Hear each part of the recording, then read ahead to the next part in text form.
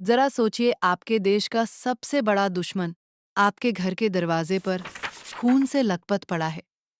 अगर आप उसे बचाते हैं तो आप देशद्रोही कहलाएंगे, और अगर आप उसे मरने देते हैं तो आप इंसानियत और अपने पेशे के गद्दार कहलाएंगे। आप क्या करेंगे? आइए इस जबरदस्त नैतिक दुविधा मोरल डिलेमा को समझते हैं हमारे आज के चैप्टर द एनिमी में। ये कहानी वर्ल्ड वॉर II के समय के जापान की है। हमारे मुख्य किरदार हैं डॉक्टर सदाओ होकी, जो जापान के एक बहुत ही काबिल सर्जन और वैज्ञानिक हैं। वो अपनी पत्नी हाना और 2 बच्चों के साथ समुद्र के किनारे एक खूबसूरत घर में रहते हैं। सदाओ ने अमेरिका जाकर डॉक्टरी की पढ़ाई की थी और वहीं उनकी मुलाकात हाना से हुई। लेकिन अपने सख्त और संस्कारी जापानी पिता के सम्मान में उन्होंने हाना से तब तक शादी नहीं की जब तक वो जापान वापस नहीं आ गए और ये पक्का नहीं कर लिया कि हाना शुद्ध जापानी है। सदाओ जापान के लिए इतने जरूरी हैं कि उन्हें सेना के साथ युद्ध में नहीं भेजा गया। उन्हें जापानी सेना के एक बूढ़े और बीमार जनरल का इलाज करने के लिए रोक लिया गया। एक धुंध भरी शाम को सदाओ और हाना को समुद्र की लहरों से बहकर एक परछाई उनके घर के पास आती दिखती है। जब वो भागकर उसकी मदद करने जाते हैं तो उनके होश उड़ जाते हैं। वह एक गोरा आदमी था, एक अमेरिकी युद्धबंदी, प्रिजनर ऑफ वॉर, जो वहां से भाग निकला था, लेकिन गोली लगने और पत्थरों से टकराने के कारण बुरी तरह घायल था। इसे ऐसे समझे जैसे सीमा पर किसी आर्मी डॉक्टर के सामने कोई घायल आतंकवादी आ गिरे। एक नागरिक के तौर पर आप उससे नफरत करते हैं, लेकिन एक डॉक्टर के तौर पर आपने हर जान बचाने की कसम खाई है। डॉक्टर सदाओ बिल्कुल इसी स्थिति में फंस गए थे। दिमाग कहता था कि उसे वापस समुद्र में फेंक दो या पुलिस के हवाले कर दो, लेकिन सदाओ के अंदर का डॉक्टर जाग गया। उसके हाथ अपने आप उस आदमी का खून बहने से रोकने लगे। देशद्रोह के आरोप में गिरफ्तार होने के बहुत बड़े खतरे के बावजूद वे उस बेहोश अमेरिकी, जिसका नाम टॉम था, को अपने घर के अंदर ले आए। घर के नौकर ये देखकर बुरी तरह डर गए और गुस्सा हो गए। वो कट्टर देशभक्त थे। बूढ़ा माली रसोइया और नौकरानी यूमी ने उस दुश्मन को छूने या मदद करने से साफ मना कर दिया। जब सदाओं ने उसका ऑपरेशन करने का फैसला किया तो नौकरों ने अपना सामान बांधा और नौकरी छोड़कर चले गए। हाना घर में अकेली रह गई। उसे घर का सारा काम भी करना पड़ा और खून से सने उस ऑपरेशन में अपने पति की मदद भी करनी पड़ी, भले ही उसे देखकर हाना को उल्टियां आ रही थी। सदाओ ने कामयाबी से गोली निकाल दी। जब टॉम को होश आया तो वह बहुत डरा हुआ था, क्योंकि वह जानता था कि वो दुश्मनों के बीच है। सदाओ ने उसके साथ बहुत रूखा व्यवहार किया। वो बार बार खुद को याद दिलाता रहा कि यह आदमी उसका दुश्मन है, फिर भी उसने एक डॉक्टर की तरह उसका पूरा इलाज किया। एक दुश्मन को घर में छिपाने का तनाव उन पर हावी होने लगा था। सदाओं ने पुलिस को सब बताने के लिए एक रिपोर्ट टाइप की, लेकिन उसे बीच में ही रोककर दराज में रख दिया।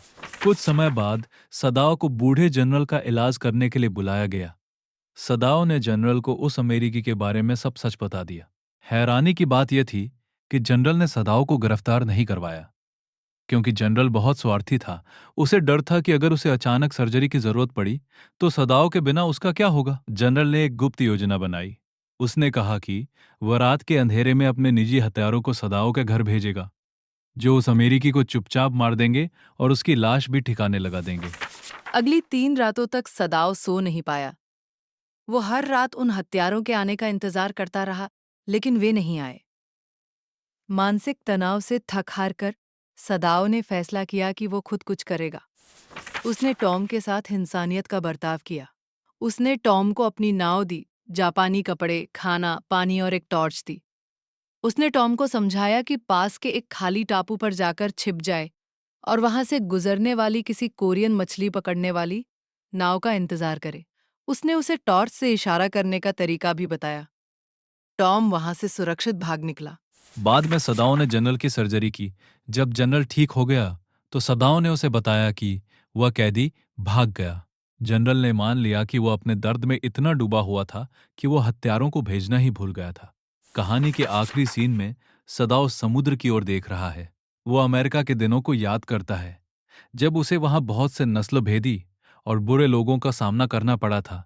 वह अमेरिकियों से सच में नफरत करता है, फिर भी उसके मन में एक ही सवाल गूंजता है। मुझे समझ नहीं आता कि मैं उसे मार क्यों नहीं पाया। कहानी की सीख।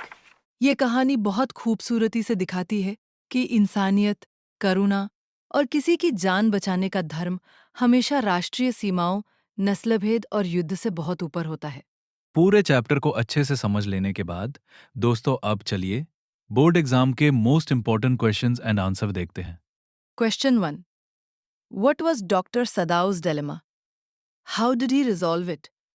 डॉक्टर सदाओ की सबसे बड़ी दुविधा क्या थी? उन्होंने इसे कैसे सुलझाया? उनकी दुविधा एक सच्चे देशभक्त और एक डॉक्टर के बीच की थी।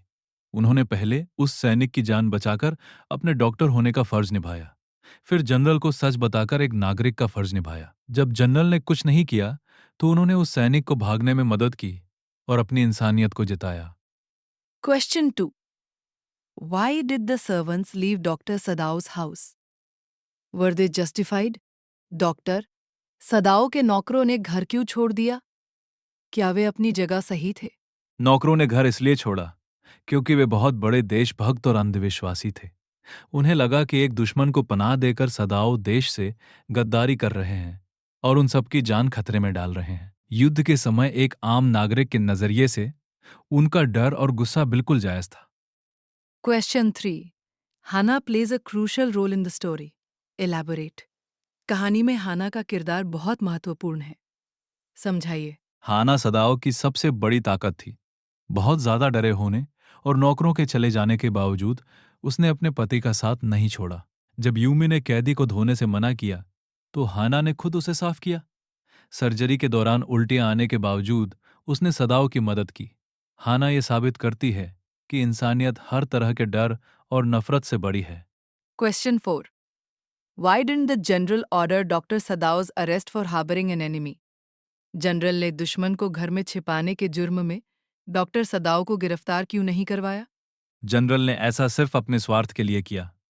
उसे पता था कि उसे कभी भी सर्जरी की जरूरत पड़ सकती है और डॉक्टर सदाओ के अलावा उसे किसी और डॉक्टर पर भरोसा नहीं था। उसने सदाओ को देश के लिए नहीं बल्कि अपनी जान बचाने के लिए बचाया। Question 5. Humanity is the ultimate religion. Justify this statement with reference to the chapter. इंसानियत ही सबसे बड़ा धर्म है। इस पाठ के आधार पर इस बात को साबित कीजिए। युद्ध चलने और अमेरिकियों से नफरत करने के बावजूद सदाओ उस युवा लड़के को मारने नहीं दे सका।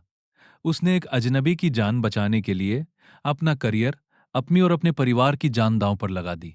यह साबित करता है कि इंसानियत और किसी की जान की कीमत देशों की सीमाओं और राजनीतिक दुश्मनी से कहीं ज्यादा होती है। तो दोस्तों, वीडियो पसंद आई हो तो इस वीडियो को लाइक कीजिए। इस स्लाइड की पीडीएफ पाने के लिए हमारे टेलीग्राम को ज्वाइन कीजिए।